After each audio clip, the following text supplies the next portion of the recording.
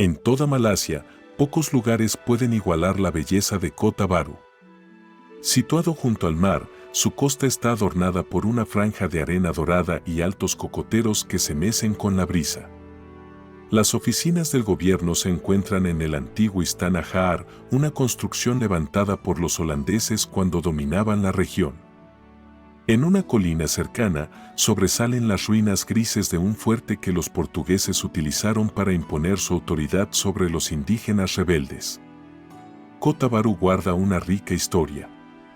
En las grandes y laberínticas casas de los comerciantes chinos, situadas cerca del mar, residen familias que llevan más de 3 siglos asentadas en estas tierras. Estas viviendas, diseñadas con amplias galerías, permiten a sus habitantes disfrutar de las frescas brisas del atardecer. Muchas de estas familias han olvidado su idioma original y ahora conversan en malayo o en un inglés simplificado, típico de las comunidades chinas. En este lugar, la imaginación encuentra un terreno fértil. En los estados federales de Malasia, el pasado sigue vivo en las historias que los padres transmiten a sus hijos, como un legado que se resiste a desaparecer. Kota Bharu fue en su tiempo el puerto más próspero del Oriente Medio, un punto clave de comercio donde los clíperes y juncos llenaban sus aguas, navegando incansables por los mares de China. Ahora, sin embargo, es una ciudad olvidada. Sus calles y edificios tienen ese aire melancólico y romántico que envuelve a los lugares que un día brillaron con grandeza y hoy solo conservan ecos de su pasado. Se ha transformado en un pueblo somnoliento, donde los extranjeros que llegan pronto pierden su energía habitual y adoptan un estilo de vida ocioso y apático. Las subidas ocasionales del comercio del caucho no logran revivir su antigua prosperidad, y las crisis sucesivas no hacen más que acelerar su caída. El barrio europeo, con sus calles limpias y ordenadas, está envuelto en un silencio casi palpable. Las casas de los residentes blancos, funcionarios del gobierno y agentes de diversas compañías, se distribuyen alrededor de un amplio jardín central. Son bungalows amplios y cómodos, protegidos por la sombra de grandes árboles. Este jardín, cuidado con esmero, tiene un césped tan verde y perfecto que podría compararse al de un huerto catedralicio. El ambiente en ese rincón de Kota Bharu es tan tranquilo y apartado que evoca inevitablemente la serenidad de North Yorkshire. El club se encuentra justo frente al mar, en un edificio amplio pero descuidado, que parece haber sido abandonado a su suerte. Su aspecto es tan desolado que cruzar sus puertas da la sensación de estar invadiendo un lugar clausurado. El visitante podría creer que el edificio está cerrado por reparaciones y que, por casualidad, ha encontrado una puerta sin seguro que le permite entrar donde no es bienvenido. Por las mañanas, el lugar está casi vacío, salvo por 1 o 2 plantadores que pasan por Kota Bharu por negocios, aprovechando para tomar un gin tonic antes de continuar su camino. Por la tarde, no es raro ver a algunas señoras curioseando discretamente entre los números atrasados del Illustrated London News. Solo al caer la noche empieza a cobrar algo de vida. Un grupo reducido de socios se reúne en el salón de billar, algunos jugando mientras otros observan o beben en silencio. Sin embargo, los miércoles son diferentes. Ese día, el ambiente cambia un poco. En el gran salón del piso superior, alguien pone en marcha el gramófono y la música atrae a la gente de los alrededores para bailar. En esas ocasiones, llegan a reunirse hasta 12 parejas y a menudo se forman 2 mesas de bridge, llenando de una tenue alegría ese lugar normalmente tan apagado. Fue en uno de esos días cuando conocí a los Ashcroft. Me hospedaba en casa de Graves, el jefe de policía, quien apareció en el salón de billar donde yo estaba, preguntándome si me apetecía completar una partida de bridge. Los Ashcroft eran plantadores que solían visitar Kota Bharu los miércoles para que su hija pudiera distraerse un poco. Graves mencionó que eran personas encantadoras, muy educadas y buenos jugadores de bridge. Lo seguí hasta el salón de juegos, donde me presentó a la pareja. Cuando llegamos, ya estaban sentados y la señora Ashcroft barajaba las cartas. Algo en su destreza me inspiró confianza. Sostenía las cartas con sus manos largas y fuertes, dividiéndolas en dos mitades.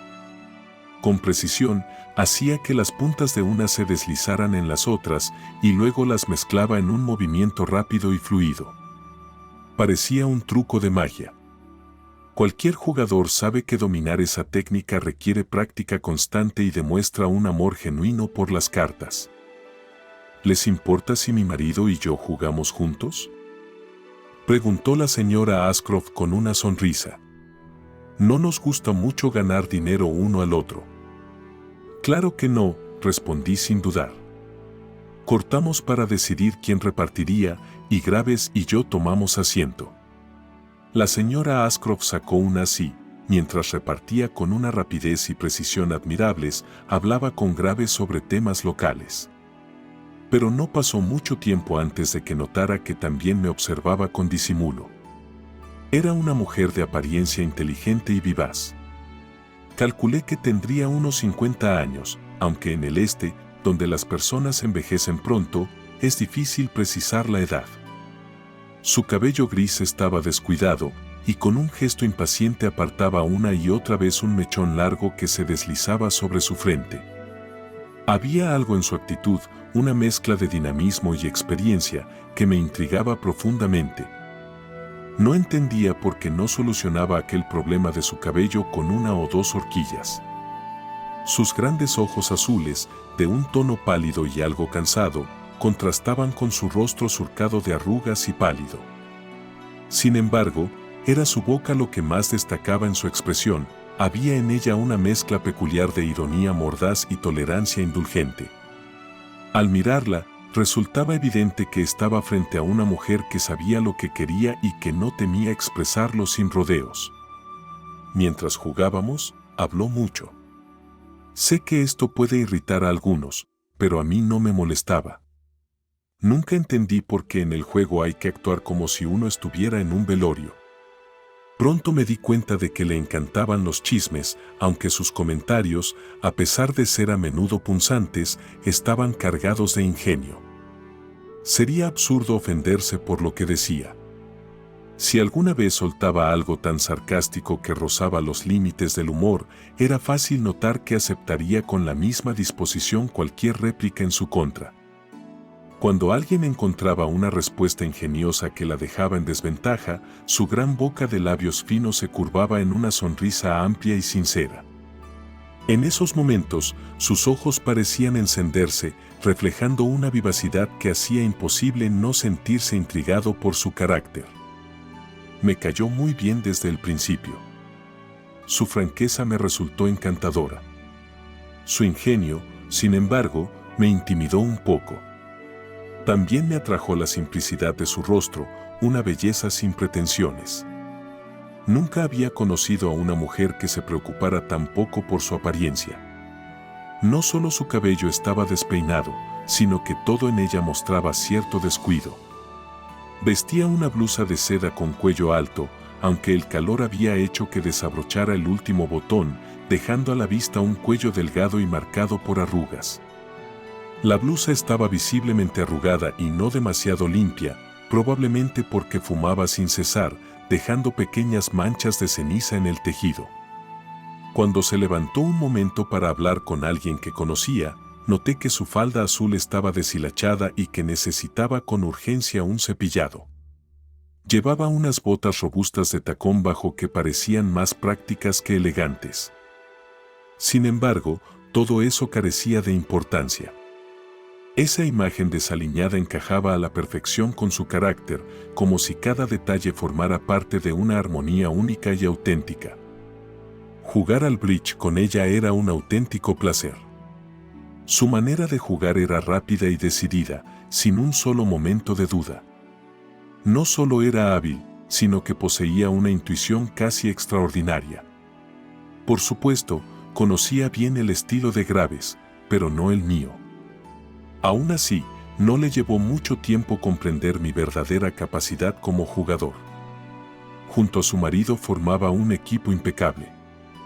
Él era prudente y calculador, y ella aprovechaba esa característica para tomar riesgos calculados con jugadas brillantes que ejecutaba sin temor al fracaso. Sabía que su estrategia se complementaba a la perfección con la cautela de su compañero, lo que les daba una ventaja indiscutible. Graves, por el contrario, era un jugador con un optimismo desmedido, confiado en que sus rivales no sabrían capitalizar sus errores. Pero contra los Ashcroft no tuvimos ninguna oportunidad. Perdimos una mano tras otra, hasta que lo único que nos quedó fue esbozar sonrisas fingidas, como si realmente disfrutáramos de nuestra derrota. No sé qué me pasa con las cartas hoy, se lamentó Graves finalmente, con tono derrotado. Incluso cuando parece que lo tengo todo a favor, acabamos perdiendo. No es que juegue mal, respondió la señora Ashcroft, fijando en él sus pálidos ojos azules, simplemente, la suerte no está de su lado. Mire, sin ir más lejos, si no hubiese mezclado los corazones con los diamantes en esa última mano, habría podido salvar el juego. Graves, aparentemente aliviado por esa explicación, empezó a detallar lo que había sucedido en la jugada que nos hizo perder. Pero la señora Ashcroft, con un gesto hábil, desplegó las cartas en un círculo amplio para que cada uno tomara una y decidir quién repartiría la siguiente mano. En ese momento, Ashcroft consultó su reloj de pulsera. «Querida, este tendrá que ser el último juego», dijo con serenidad. «Ah, ¿sí?», respondió ella, también mirando su reloj. Luego hizo un gesto para llamar a un joven que pasaba cerca. «Señor Oyen, si sube, ¿podría avisar a Olivia de que nos iremos en unos minutos?». Se volvió hacia mí y añadió con una sonrisa ligera, «Nos toma casi una hora llegar a casa, y el pobre Teodoro tiene que levantarse al amanecer». «Pero solo venimos una vez a la semana», intervino Ashcroft con un suspiro. «Esta es la única oportunidad que tiene Olivia para disfrutar un poco». Ashcroft me dio la impresión de ser un hombre agotado y avejentado. De estatura mediana, su cabeza calva brillaba bajo la luz y un pequeño bigote gris enmarcaba su boca. Llevaba gafas de montura dorada, pantalones de drill bien planchados y una corbata de rayas blancas y negras que añadía un toque formal a su apariencia. Su aspecto era pulcro y era evidente que se preocupaba mucho más por su presentación que su esposa por la suya. No era particularmente hablador, pero disfrutaba visiblemente de la mordaz ironía de la señora Ashcroft, respondiendo en ocasiones con comentarios ingeniosos que mostraban su agudeza. La relación entre ellos parecía sólida y cercana. Había algo entrañable en el afecto tolerante que compartían, un vínculo que, a pesar de los años y la rutina, seguía dejando entrever una profunda amistad. Esa conexión, discreta pero evidente, dejaba una impresión cálida en quienes los observaban. Solo nos llevó 2 partidas cerrar la manga, y justo habíamos pedido la última ginebra cuando Olivia bajó al salón. «¿Es cierto que ya nos vamos, mamá?», preguntó Olivia con un toque de decepción en la voz. La señora Ashcroft dirigió una mirada afectuosa hacia su hija antes de responder. «Sí, querida. Ya son casi las 8:30. Si no salimos ahora, no cenaremos hasta las 10. Que se vaya la cena al diablo», replicó Olivia con una risa despreocupada, irradiando energía juvenil. «Dejémosla quedarse para otro baile antes de irnos», intervino Ashcroft con una sonrisa conciliadora. «Eso no es posible», replicó la señora Ashcroft con firmeza. «Tú necesitas descansar». Ashcroft se volvió hacia Olivia, aún con una sonrisa ligera en los labios. «Querida, si tu madre ha decidido que es hora de marcharnos, lo mejor será que la obedezcamos sin más discusiones». «Es una mujer de carácter», dijo Olivia, mientras acariciaba con ternura la mejilla algo marchita de su madre. La señora Ashcroft respondió con un golpecito suave en la mano de su hija y, con un gesto lleno de cariño, la besó en la frente.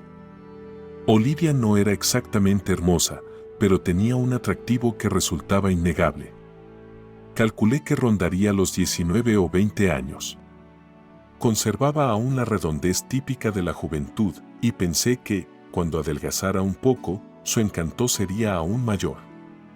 No compartía el carácter resuelto que se reflejaba en el rostro de su madre, su parecido era más evidente con su padre. Sus ojos oscuros tenían la misma dulzura que los de él y su nariz aguileña añadía un toque de distinción. Sin embargo, en ella brillaba una vitalidad que hacía mucho tiempo su padre había perdido. Su complexión robusta y llena de energía hablaba de una salud envidiable. Las mejillas, teñidas de un natural color carmín, y sus ojos brillantes eran la prueba clara de su entusiasmo por la vida. Parecía encarnar perfectamente el ideal de la joven inglesa, siempre de buen humor, con un espíritu alegre y unas ganas inmensas de disfrutar. Su carácter, afable y optimista, la hacía aún más agradable y carismática. Cuando se marcharon, Graves y yo empezamos a caminar hacia su casa. ¿Qué le han parecido los Ashcroft?, preguntó de repente, rompiendo el silencio. Muy simpáticos. En un lugar como este, personas así valen mucho, respondí con sinceridad. A mí también me gustaría verlos más a menudo, pero llevan una vida bastante reservada. Para la chica debe de ser bastante aburrido. Aunque sus padres parecen muy felices estando juntos. Sí, su matrimonio fue todo un éxito. Olivia se parece mucho a su padre, ¿no cree?, comenté. Graves me lanzó una mirada de reojo, casi con cautela, antes de contestar. Ashcroft no es su padre. Su mujer era viuda cuando se casó con él. Olivia nació 4 meses después de que su verdadero padre muriera. ¡Ah!, exclamé, fingiendo una sorpresa mayor de la que realmente sentía, esperando que continuara. Pero Graves no añadió nada más. Seguimos caminando en silencio hasta llegar a su casa. Su mozo nos esperaba en la puerta y, tras bebernos otro gin tonic, nos sentamos finalmente a cenar.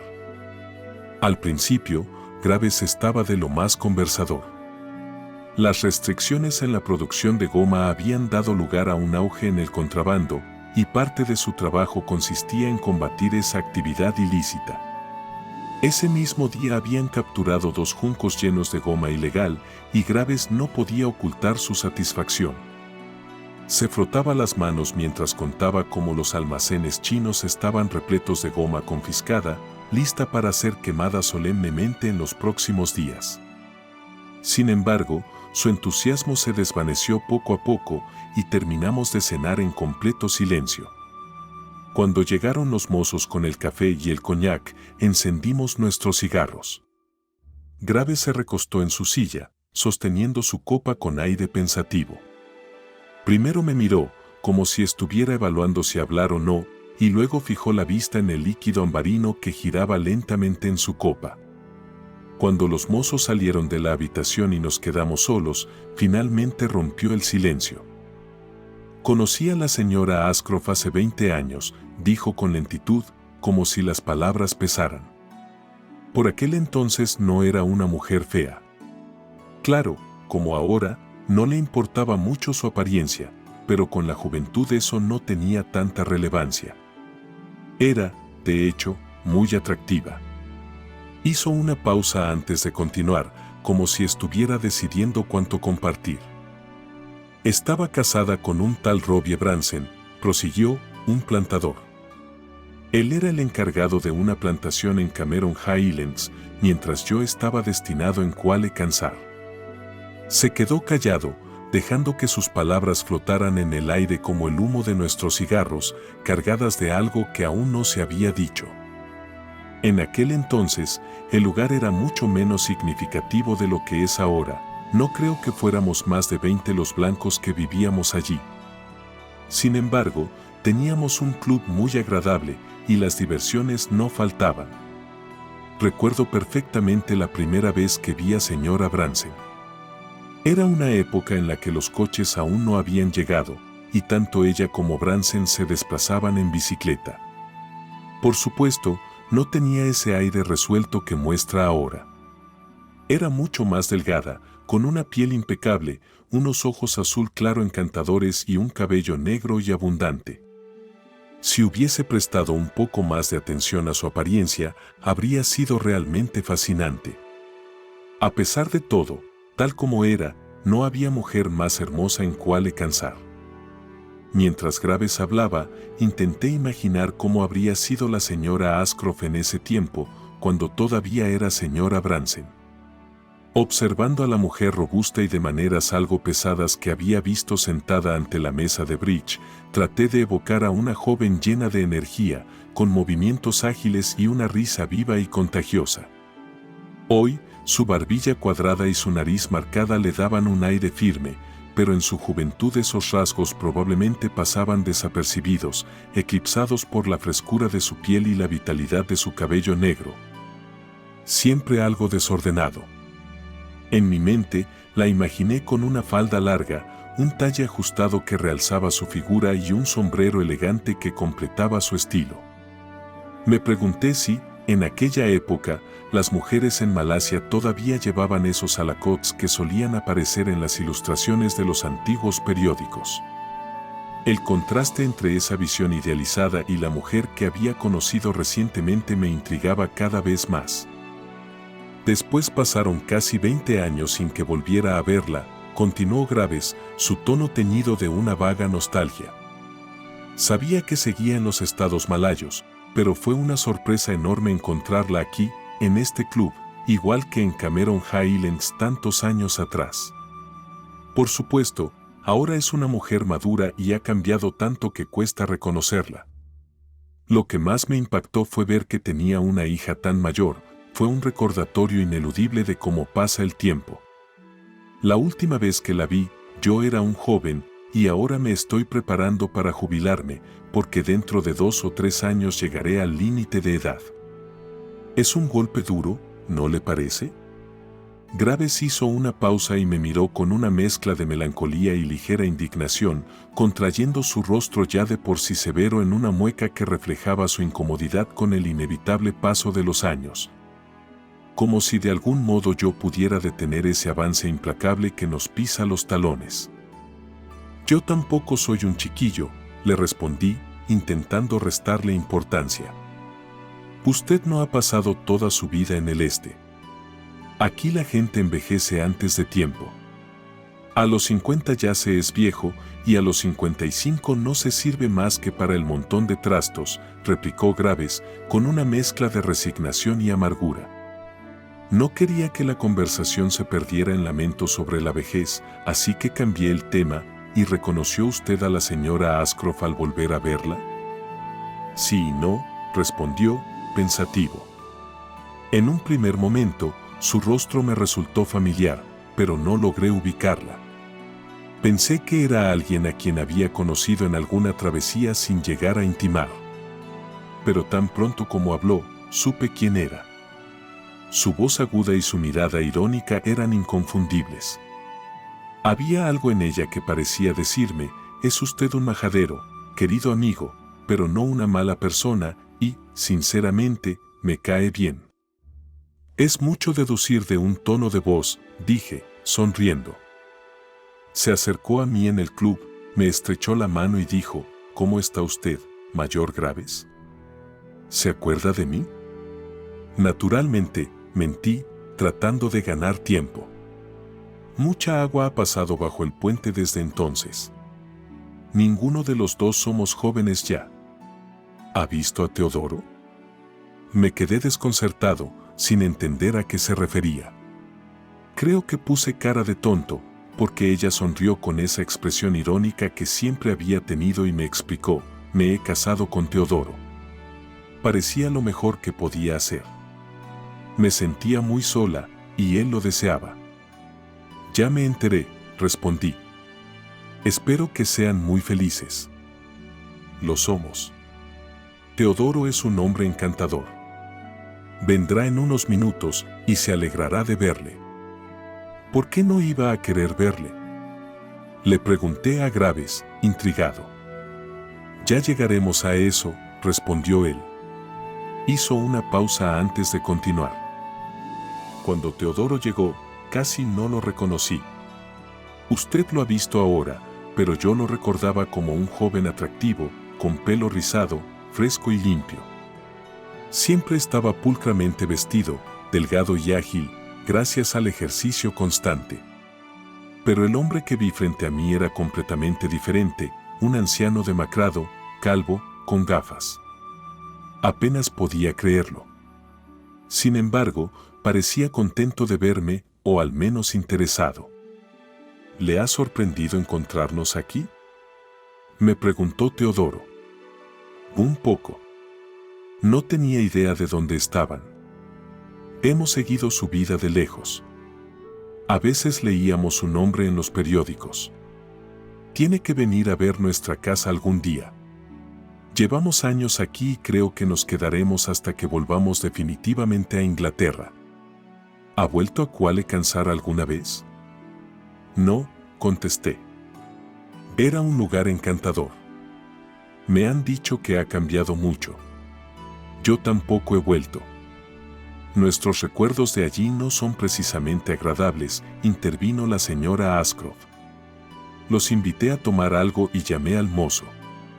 La señora Ashcroft aceptó con gusto. Debe haber notado que le gusta el alcohol, aunque no llega a emborracharse. Puede beber como un hombre, eso sí. Observándolos juntos, era evidente que su matrimonio había sido un éxito. Se entendían a la perfección y estaban claramente cómodos el uno con el otro. Teodoro, en particular, parecía especialmente orgulloso de Olivia. ¿A pesar de ser solo su hijastra?, le pregunté a Graves. A pesar de eso, contestó él. Aunque Olivia lo llamaba papá, firmaba siempre como Olivia Bransen.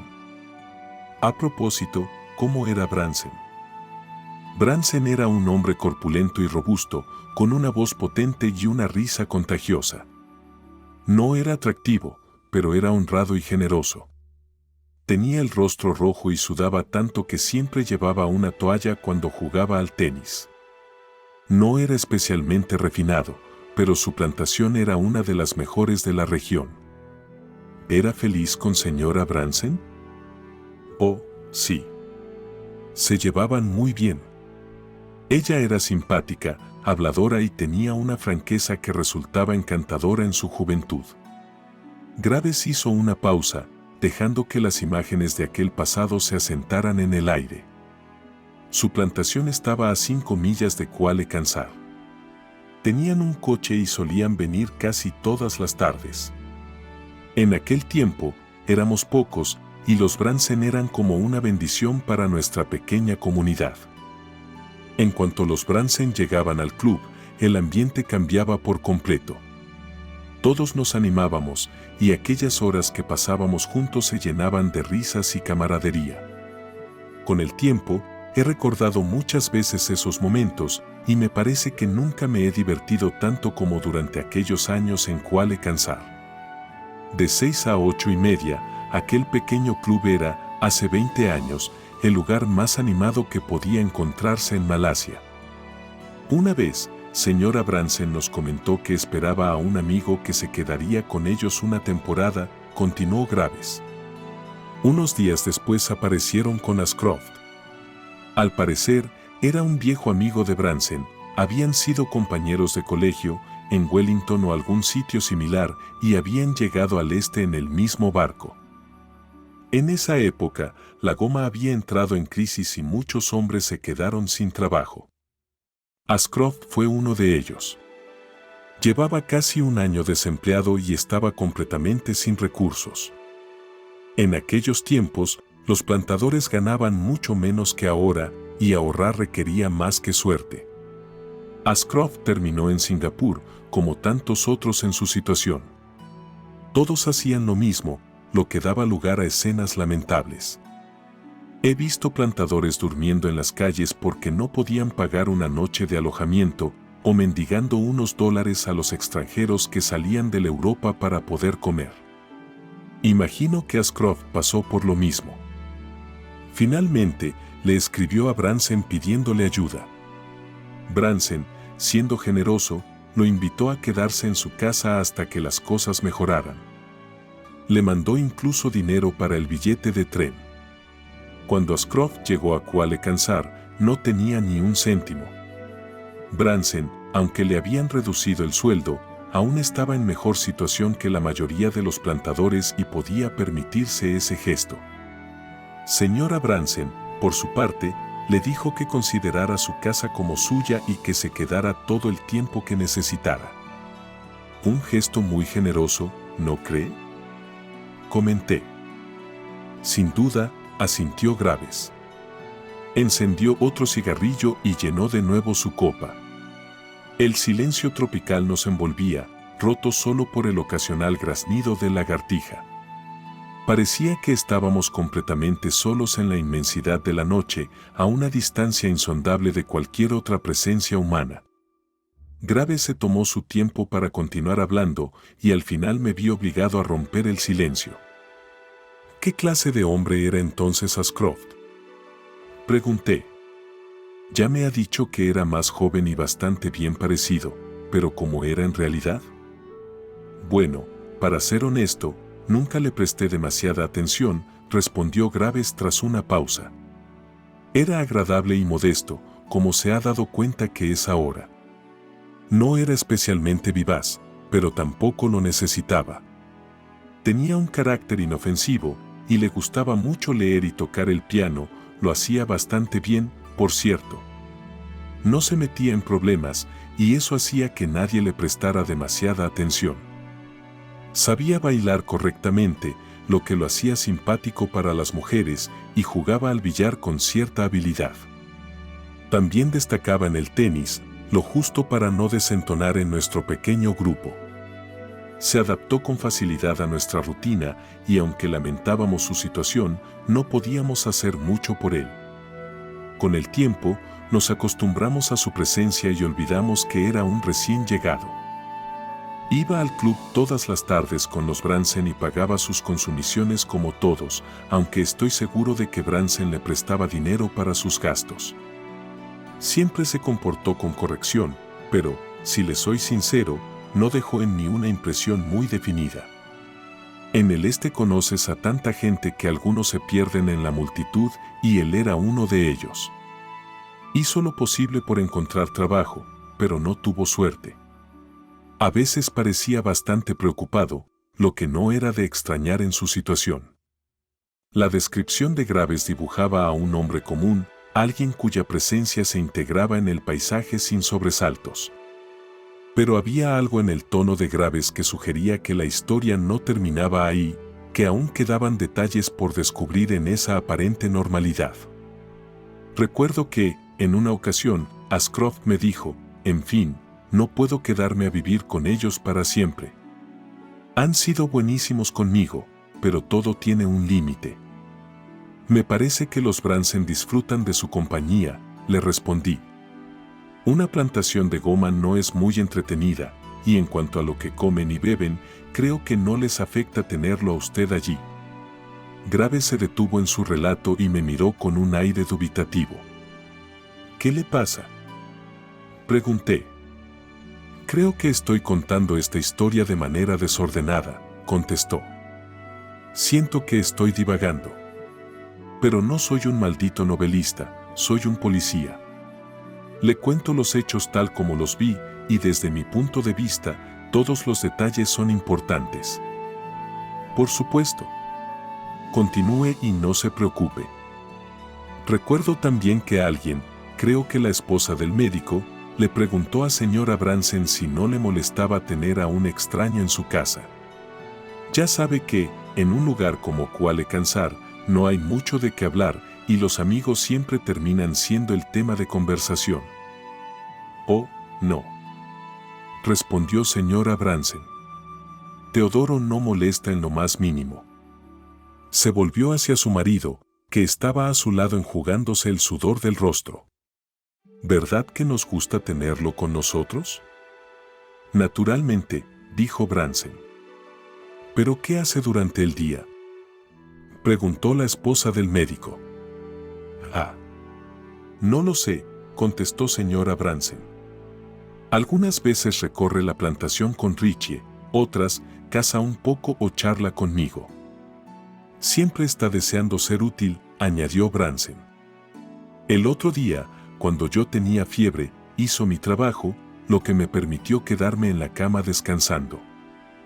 ¿Tenían hijos los Branson? Pregunté. No, contestó Graves, y no sé por qué, ya que podían mantenerlos. Graves se recostó en su silla, quitándose las gafas para limpiarlas. Sus cristales gruesos deformaban sus ojos, pero sin ellas su rostro resultaba menos severo. En ese momento, un lagartija lanzó un grito desde el tejado, un sonido que tenía algo de humano y perturbador. Branson fue asesinado, dijo Graves de repente. ¿Asesinado? Pregunté, incrédulo. Sí. Nunca olvidaré esa noche. Habíamos estado jugando al tenis, señora Branson, la esposa del médico, Teodoro Ashcroft y yo. Luego, pasamos al bridge.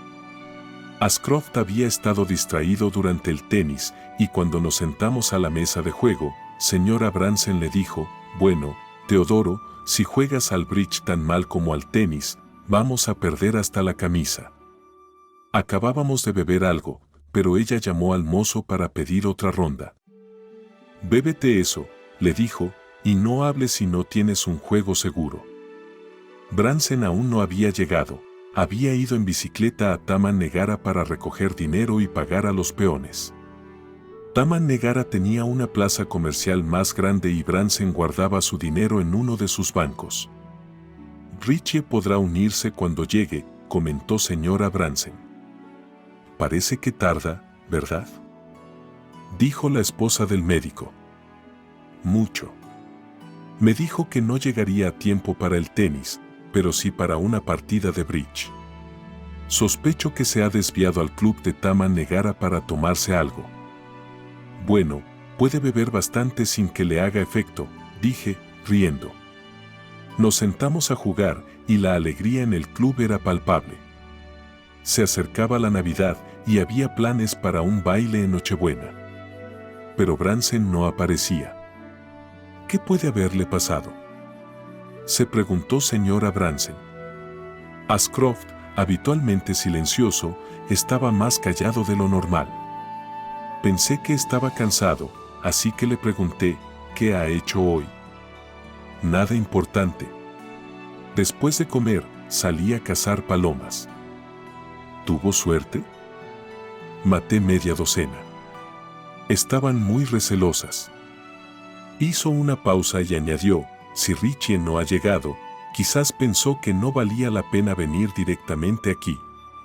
Puede que lo encontremos en casa, descansando en su sillón. Justo cuando empezábamos otra partida, un mozo del bar se acercó para decirme que un sargento de policía quería hablar conmigo. Al salir, el sargento, acompañado de 2 malayos, me informó que habían encontrado un cadáver en la jungla de Taman Negara. Era un hombre blanco, con cabello rojizo. Supe al instante que se trataba de Branson. Volví al club, mi mente nublada por la noticia. ¿Cuándo señora Branson me vio?, preguntó, ¿sucede algo? Sí. Ha ocurrido algo espantoso, dije, con la garganta tan tensa que apenas reconocí mi propia voz. Su esposo está herido. Ella se levantó de un salto, con los ojos desorbitados. ¿Herido?, preguntó, con un tono casi inaudible. Sí, pero me temo que es grave. Muy grave. ¿Está consciente?, preguntó, luchando por mantener la compostura. La miré en silencio durante un instante antes de responder, no. Me temo que no. ¿Ha muerto?, susurró. Asentí. Señora Branson se desplomó en su silla, rompiendo a llorar.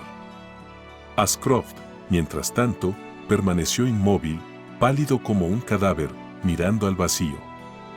La noticia de la muerte de Branson marcó el inicio de una larga noche, llena de interrogantes y emociones contenidas, mientras intentábamos comprender cómo y por qué alguien había decidido poner fin a su vida.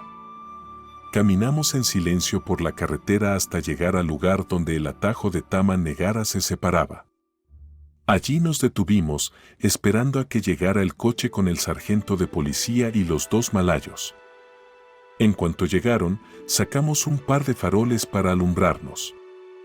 Dejé al asistente del médico encargado de cuidar los caballos y le di instrucciones de que, cuando llegaran los demás policías, siguieran el atajo hasta alcanzarnos.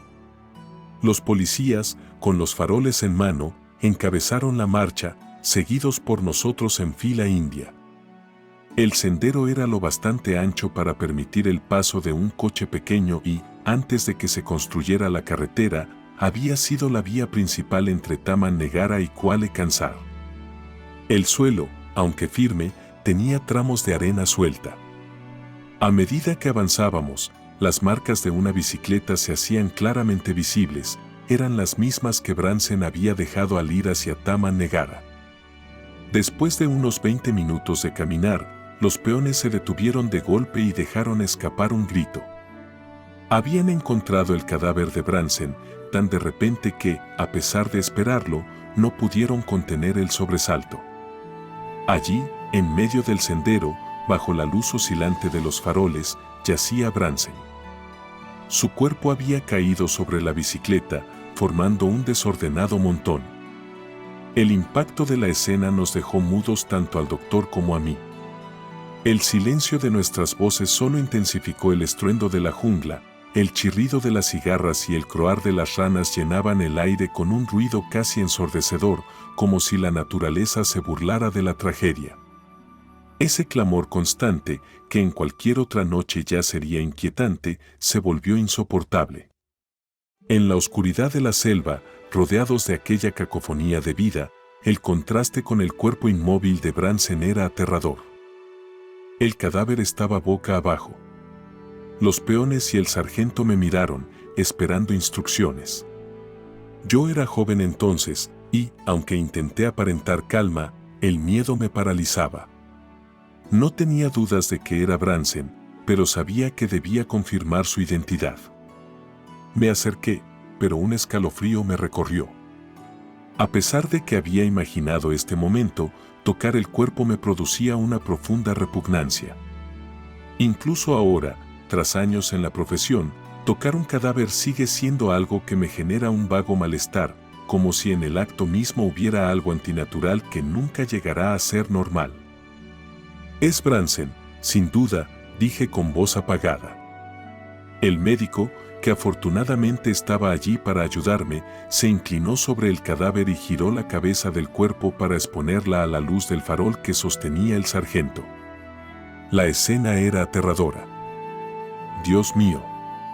El disparo le ha destrozado media cabeza, exclamé, incapaz de ocultar mi horror. Sí, respondió el médico con serenidad profesional. Se incorporó lentamente y, en un gesto instintivo, limpió sus manos con las hojas de un árbol cercano. ¿Está muerto?, pregunté, aunque la respuesta era evidente. Oh, sí. Su muerte debió ser instantánea. Quienquiera que disparó lo hizo desde muy cerca. ¿Cuánto tiempo cree que lleva muerto?, insistí. No lo sé con exactitud, pero indudablemente varias horas. Calculo que pasó por aquí alrededor de las 5, si esperaba llegar al club a las 6 para jugar al bridge, reflexioné en voz alta. No hay ningún signo de lucha, añadió el médico tras observar el entorno. No hubo lucha. Le dispararon mientras iba en bicicleta, concluí. Nos quedamos mirando el cuerpo en silencio. No podía dejar de pensar en cómo, hacía apenas unas horas, Bransen, con su voz fuerte y su carácter alegre, estaba lleno de vida. Ahora yacía allí, convertido en una sombra de lo que había sido. No olvide que llevaba dinero para pagar a los peones, me recordó el médico. Lo sé. Lo primero será registrarlo. ¿Le damos la vuelta?, preguntó. Un momento. Primero examinemos el terreno. Tomé el farol y observé cuidadosamente alrededor. El suelo arenoso estaba desordenado con huellas, las nuestras y las de los peones que lo habían encontrado. Avancé unos pasos y vi con claridad las marcas de las ruedas de su bicicleta. La seguí hasta el punto donde cayó, pero algo llamó mi atención. Antes de caer, las huellas de sus botas aparecían marcadas a ambos lados de las ruedas. Evidentemente, se había detenido, apoyando los pies en el suelo. Luego, parecía que había intentado seguir, pero la bicicleta hizo un zigzag antes de desplomarse. «Ahora podemos registrarlo», dijo el médico. El médico y el sargento giraron el cadáver mientras uno de los peones apartaba la bicicleta. Bransen quedó tendido de espaldas. Noté de inmediato que el pequeño saco donde probablemente llevaba monedas de plata, atado a la bicicleta, había desaparecido. Los billetes, que solía guardar en una cartera voluminosa, tampoco estaban. Revisé cada bolsillo, pero todos estaban vacíos, salvo el derecho del pantalón, donde encontré unas pocas monedas sueltas. ¿No llevaba también un reloj?, preguntó el médico, frunciendo el ceño. Sí, claro. Recordé la cadena de oro que siempre colgaba del ojal de su chaqueta, conectada a su reloj, que solía guardar en el bolsillo del pañuelo. Tanto la cadena como el reloj habían desaparecido. Bueno, me parece que todo está claro, dije, aunque el peso de mis palabras me resultó inquietante. Era evidente que Bransen había sido víctima de una banda de ladrones que sabía que llevaba dinero. Después de asesinarlo, lo despojaron de todo objeto de valor. De repente, las marcas en el suelo donde se había detenido cobraron un significado más siniestro. Me imaginé lo que debió haber ocurrido. Uno de los asaltantes probablemente lo detuvo con algún pretexto. Mientras reanudaba la marcha, otro salió de la jungla y, desde atrás, le disparó con una escopeta a quemarropa, acabando con su vida en un instante. En fin, le dije al médico, ahora es mi trabajo atraparlos, y le aseguro que sentiré un verdadero placer si consigo que los ahorquen. La investigación, como era de esperarse, quedó en manos de las autoridades judiciales. Señora Bransen prestó declaración, pero no aportó nada que no supiéramos ya. Bransen había salido de su bungalow alrededor de las 11 de la mañana, planeando comer en Taman Negara y regresar entre las 5 y las 6. Le había dicho a su esposa que lo esperara, ya que dejaría el dinero en la caja fuerte antes de dirigirse al club. Ashcroft confirmó esta versión. Había almorzado solo con señora Bransen y luego, tras fumar, salió con su escopeta a cazar palomas. Regresó al bungalow alrededor de las 5, tal vez un poco antes, y se bañó y cambió para jugar al tenis. Comentó que había estado cazando cerca del lugar donde Bransen fue asesinado, pero no había oído ningún disparo. Esto no significaba mucho, ya que con el ruido de las cigarras, las ranas y la jungla, habría sido necesario estar muy cerca para escucharlo. Además, Ashcroft probablemente ya estaba de vuelta en el bungalow cuando ocurrió el crimen. Seguimos los pasos de Bransen con precisión. Había almorzado en el club, retirado el dinero del banco poco antes de que cerrara y luego regresado al club para tomar algo más. Posteriormente, había emprendido el camino de regreso en bicicleta. Todo indicaba que los asesinos no lo siguieron, sino que lo esperaron en el atajo, un lugar estratégico que Bransen solía tomar para ahorrar tiempo. Las primeras sospechas recayeron en los peones de su plantación. Los interrogamos a todos minuciosamente, pero no encontramos nada que los relacionara con el crimen. Muchos tenían coartadas sólidas, y los pocos que no pudieron explicarse claramente no parecían sospechosos. Luego dirigí mi atención a los chinos de Kuala Kansar, algunos con antecedentes cuestionables. Sin embargo, pronto descarté esa posibilidad. Los chinos habrían utilizado revólveres, no una escopeta. Sin pistas claras, ofrecimos una recompensa de $1000 a quien pudiera proporcionar información que condujera a los asesinos. Pensé que alguien querría aprovechar la oportunidad de hacer justicia mientras ganaba una buena suma. Sin embargo, sabía que quien tuviera algo que decir no se arriesgaría sin garantías, por lo que me armé de paciencia. La recompensa incentivó a mi equipo de policía y confiaba en que emplearían todos sus recursos para resolver el caso. A menudo, en situaciones como esta, podían lograr mucho más que yo. Sin embargo, para mi sorpresa, nada sucedió. La recompensa no pareció tentar a nadie. Amplié mi red de investigación, visitando los pequeños poblados a lo largo de la carretera, convencido de que los asesinos podían estar escondidos allí. Interrogué a los jefes de las aldeas, pero sus respuestas me llevaron a la conclusión de que no sabían nada. Hablé con individuos de malos antecedentes, pero tampoco encontré ninguna conexión con el crimen.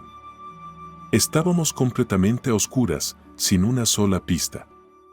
De regreso a Kuala Kansar, me dije a mí mismo, está bien, muchachos. No tengo prisa. La cuerda no se va a echar a perder por esperar. Sabía que los asesinos habían escapado con una suma considerable, pero el dinero no sirve de nada si no se gasta. Conocía lo suficiente el temperamento de los malayos para entender que poseer ese dinero sería una carga insoportable. Son una raza de jugadores, igual que los chinos, y tarde o temprano empezarían a gastar. Cuando eso sucediera, podría rastrear el origen del dinero. Con unas pocas preguntas bien dirigidas, confiaba en poder intimidar a cualquiera y obtener una confesión completa. Mientras tanto, no quedaba más que esperar. Sabía que la euforia del crimen se desvanecería y que los asesinos terminarían creyendo que todo había quedado en el olvido. Pero la necesidad de gastar esos dólares malditos se volvería insostenible, y cuando ese momento llegara, yo estaría preparado. Continuaría con mi rutina diaria, pero sin relajar mi vigilancia. Sabía que, tarde o temprano, mi oportunidad llegaría. Ashcroft llevó a señora Branson a Singapur poco después de la tragedia. La compañía donde trabajaba Branson le ofreció su puesto, pero él, como era de esperar, rechazó la idea, alegando que no le parecía apropiado. En su lugar, le ofrecieron otra posición, la dirección de la plantación que actualmente ocupa. Ashcroft aceptó el cargo de inmediato. 4 meses después, en Singapur, nació Olivia. Poco más de un año después de la muerte de Branson, Ashcroft se casó con su viuda. Al principio, el matrimonio me sorprendió, pero, tras reflexionar, me pareció algo natural. Señora Branson había dependido completamente de Ashcroft tras la muerte de su esposo. Él se encargó de todos los asuntos y ella debió sentirse desamparada, sola y, probablemente, agradecida por su apoyo constante. Ashcroft, por su parte, había mostrado una gran bondad, aunque era evidente que lamentaba profundamente todo lo sucedido. La situación para ella era complicada, no tenía a dónde ir, y las circunstancias que habían compartido cegaramente los unieron. Desde cualquier punto de vista, el matrimonio parecía lógico y, posiblemente, lo mejor para ambos. Sin embargo, los asesinos de Branson parecían haberse desvanecido en el aire. Mi plan de rastrear los movimientos de dinero en el distrito no dio resultado. Nadie gastó más de lo habitual, y si alguno de ellos había enterrado su tesoro, estaba demostrando un autocontrol que rozaba lo inhumano. Pasó un año, y el caso comenzó a ser olvidado por todos. Me pregunté si realmente alguien podía ser tan prudente como para no cometer ni un pequeño exceso en sus gastos después de tanto tiempo. Era increíble, casi imposible. Empecé a sospechar que Branson había sido asesinado por un par de chinos vagabundos que probablemente habían huido a otro lugar, tal vez a Singapur, donde sería casi imposible rastrearlos. Finalmente, me vi obligado a admitir mi derrota. Al reflexionar, llegué a la conclusión de que los crímenes motivados por el robo son los más difíciles de resolver. No suelen dejar rastros evidentes ni motivos personales que atraigan las sospechas hacia un culpable. Si alguna vez él logra atraparlos, suele ser gracias a su falta de prudencia.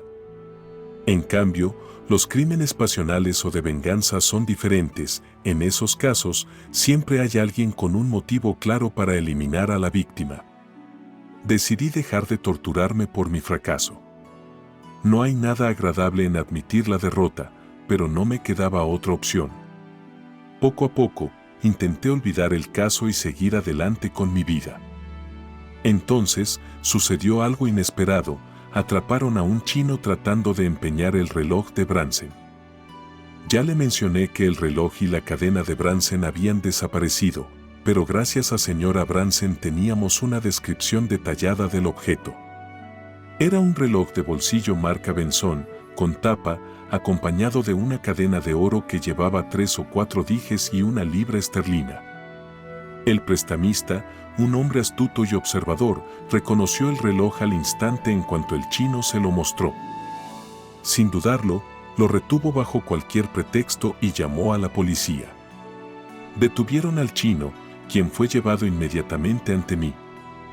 Cuando lo tuve frente a mí, debo confesar que sentí algo cercano a la alegría, como si hubiese recuperado a un viejo amigo perdido.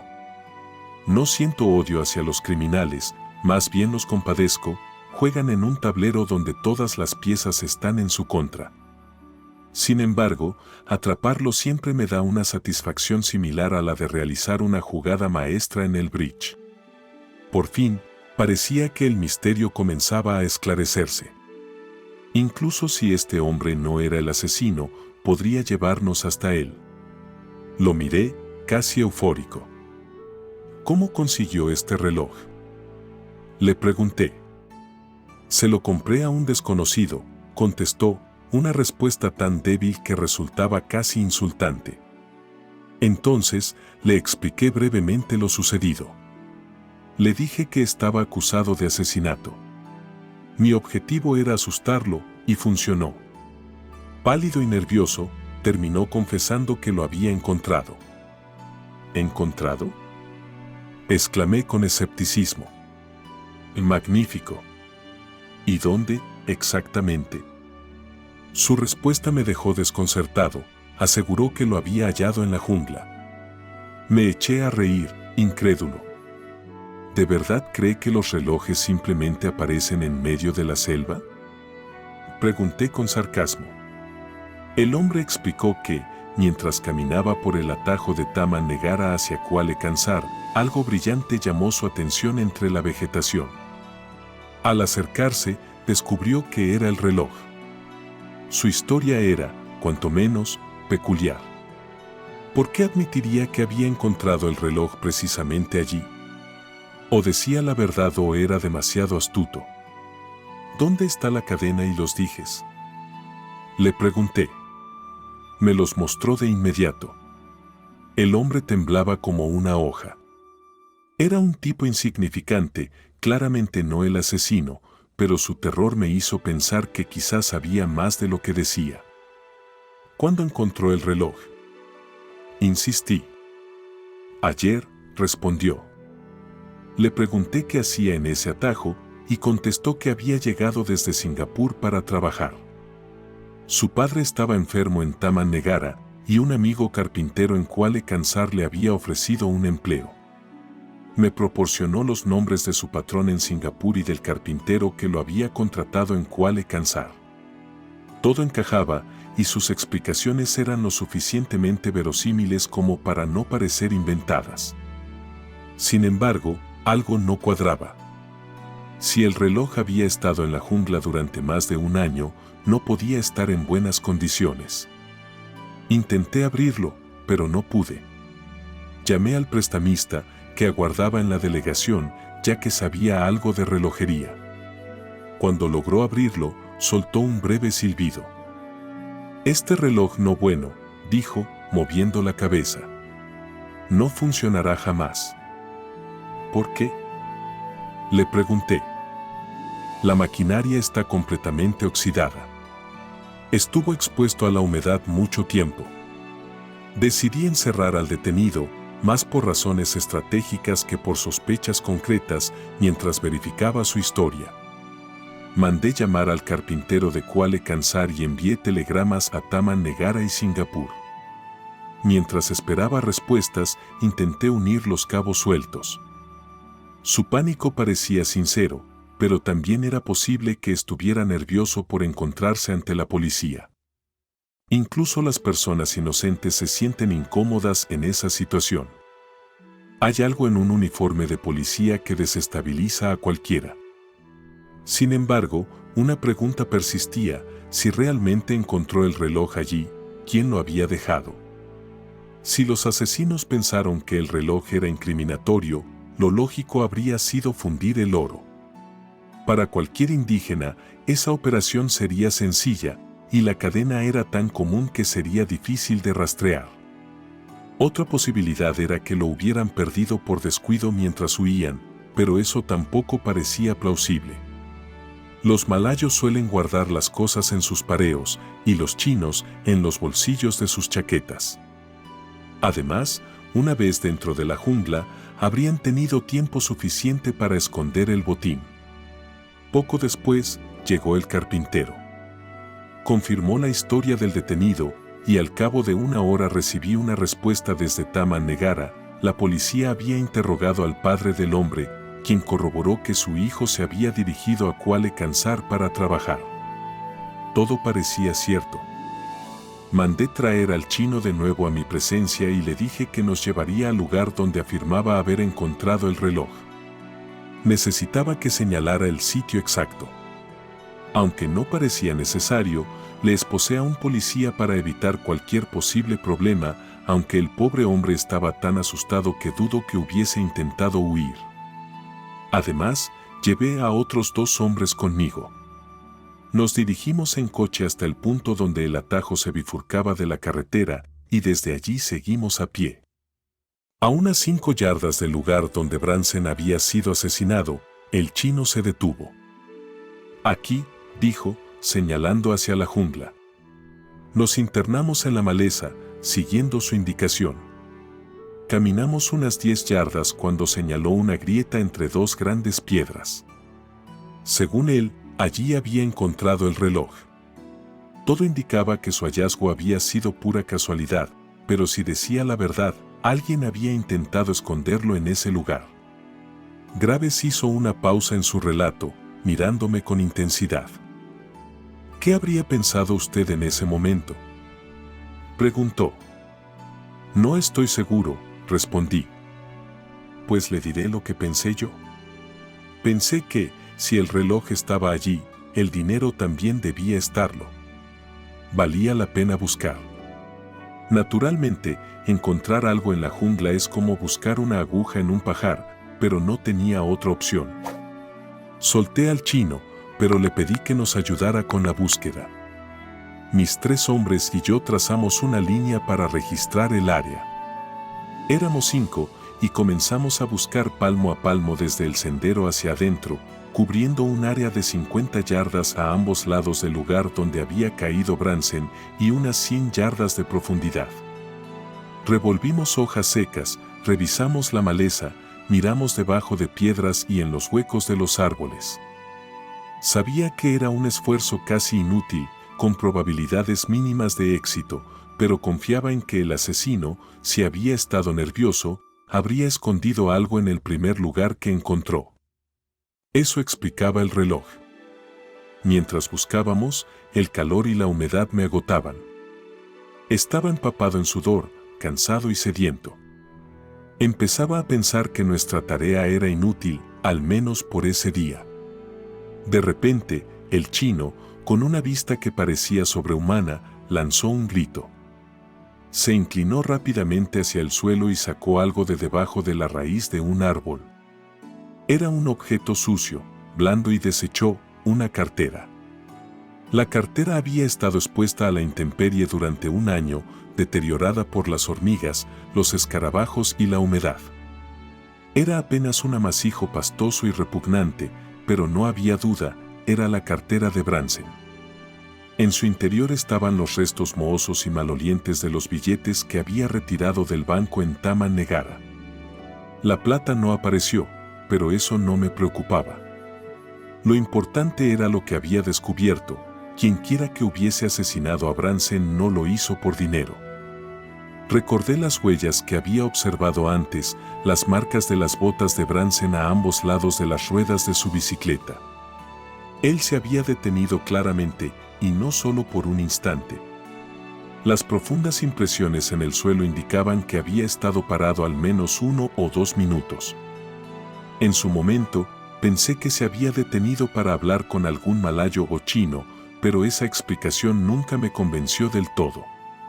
Branson tenía prisa por regresar a casa, y aunque era jovial, no era del tipo que entablara conversaciones casuales con los indígenas.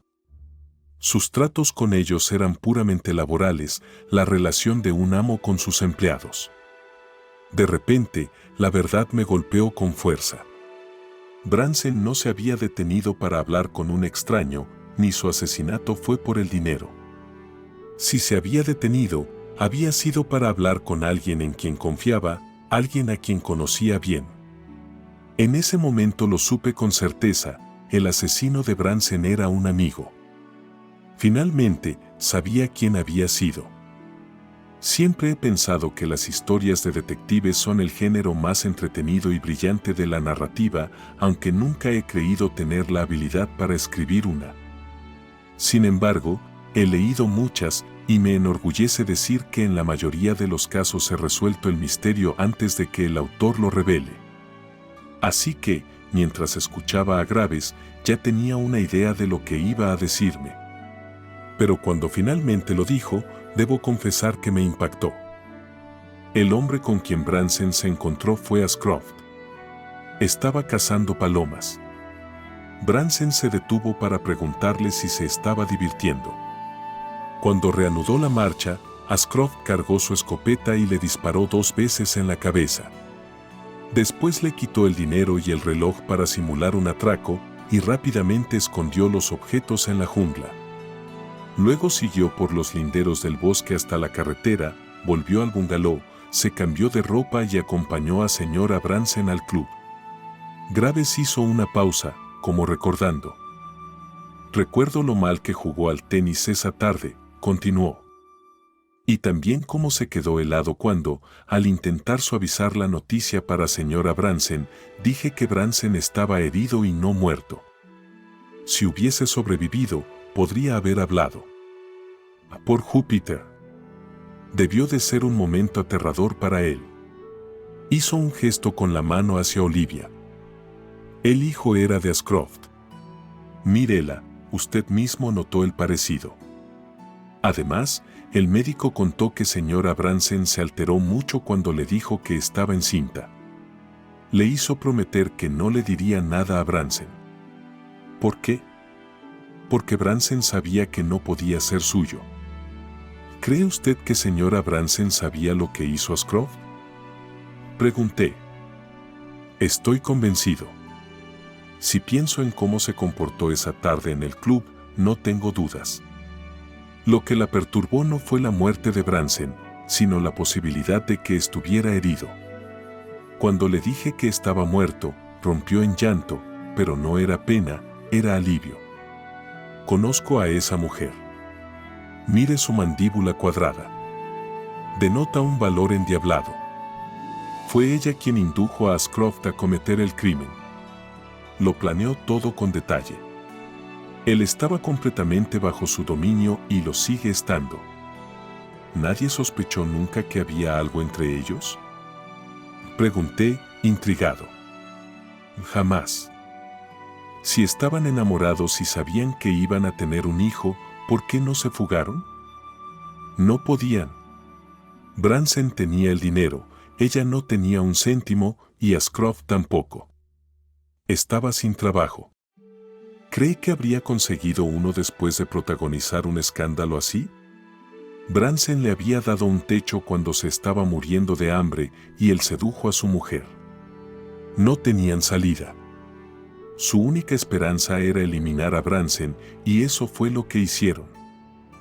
¿No podían haberse rendido y rogar su misericordia?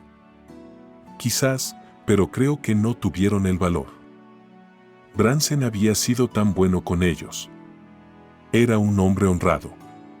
Sospecho que la vergüenza de contarle la verdad les resultaba insoportable. Así que prefirieron matarlo. Nos quedamos en silencio unos momentos, procesando lo que acababa de decir. Finalmente, pregunté, ¿y qué hizo usted? Nada. ¿Qué podía hacer? ¿Qué pruebas tenía? ¿Que el reloj y los billetes aparecieron? Podría haberse dicho que alguien los escondió y luego tuvo miedo de recuperarlos. ¿Y las huellas? Bransen podría haberse detenido para encender un cigarro o para esperar a que los peones apartaran un obstáculo del camino. ¿Cómo probar que Olivia no era su hija? Ningún jurado habría condenado a Ashcroft. Así que me quedé callado y el asesinato de Bransen fue olvidado. No creo que los Ashcroft lo hayan olvidado, me atreví a decir. Tal vez sí. La memoria humana es limitada. Y, si me pregunta, diría que el remordimiento no atormenta demasiado a quienes están seguros de que nunca serán descubiertos. Pensé en la pareja que había conocido esa tarde. Ashcroft, un hombre delgado, calvo, de mediana edad, con gafas de montura dorada. Y ella, con su cabello blanco descuidado, su hablar franco y su sonrisa mordaz. Era casi imposible imaginar que, en algún momento lejano, habían ardido en una pasión tan intensa que los llevó a un acto tan extremo, un asesinato cruel y a sangre fría, como única solución a un amor prohibido. ¿No le resulta incómodo estar en su compañía? Le pregunté a Graves. Sin ánimo de juzgar, me cuesta pensar que puedan ser personas agradables. Ahí se equivoca, respondió, tajante. Son muy agradables, de hecho, las personas más simpáticas de este lugar. Mi trabajo es prevenir los crímenes y capturar a quienes los cometen. Por suerte, como policía no tengo que preocuparme por los pensamientos, solo por los hechos. Si tuviera que hacerlo, todo sería mucho más complicado. Graves golpeó suavemente su cigarro para quitarle la ceniza y luego me dirigió una sonrisa irónica, aunque no carente de calidez. Hay un papel que, sinceramente, no me gustaría desempeñar, añadió. ¿Cuál? Pregunté, intrigado. El de Dios el día del juicio final, respondió Graves, exhalando el humo con una expresión pensativa. Y ahora has aprendido sobre los límites de la moralidad, la culpa y la capacidad humana para justificar incluso lo más imperdonable y cómo puede esta reflexión transformar tu vida. Necesitas saber cómo distinguir lo que es importante y no lo es en tu vida y así llegar al éxito más rápido. Lo verás paso a paso si haces clic en esta historia. Si quieres descubrir más historias intrigantes y llenas de misterio, no olvides suscribirte y activar la campanita para que no te pierdas ni un solo relato. Nos vemos en el próximo.